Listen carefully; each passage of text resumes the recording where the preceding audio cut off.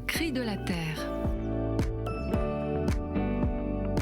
L'espérance nous invite à reconnaître qu'il y a toujours une voie de sortie, que nous pouvons toujours repréciser le cap, que nous pouvons toujours faire quelque chose pour résoudre les problèmes. Laudato Si, 64. Il faut bien l'admettre. Parfois, reconnaître que nous pouvons toujours faire quelque chose pour résoudre les problèmes demande une bonne dose de persévérance, d'obstination même, voire d'être sacrément têtu. Les mauvaises nouvelles sont partout, et nos efforts semblent parfois si dérisoires. Les choses peuvent-elles vraiment changer ? Les gens peuvent-ils vraiment changer ? C'est ce que nous renvoient beaucoup de discours résignés, variant autour de « on ne peut changer le système » ou bien « c'est triste, mais c'est comme ça ». Et pourtant partout des gens ne veulent pas se résigner et s'engagent là où ils sont.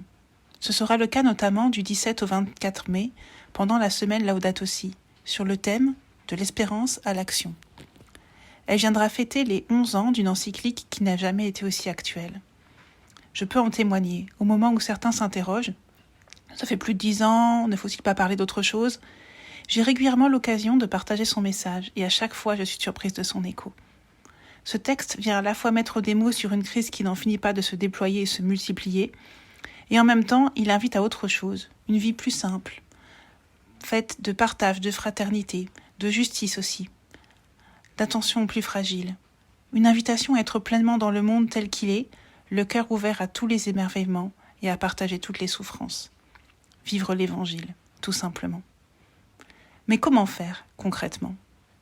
Je lisais un livre très érudit sur les crises actuelles et sur le manque de lucidité et d'espérance qui caractérise notre temps.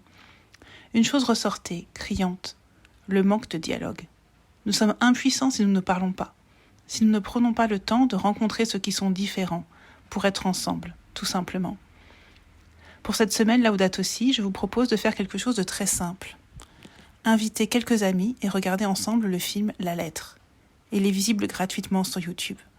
Il a été fait pour ça. On y voit le pape François, des personnes engagées de toutes les religions et de tous les continents. Ils dialoguent et cela les transforme.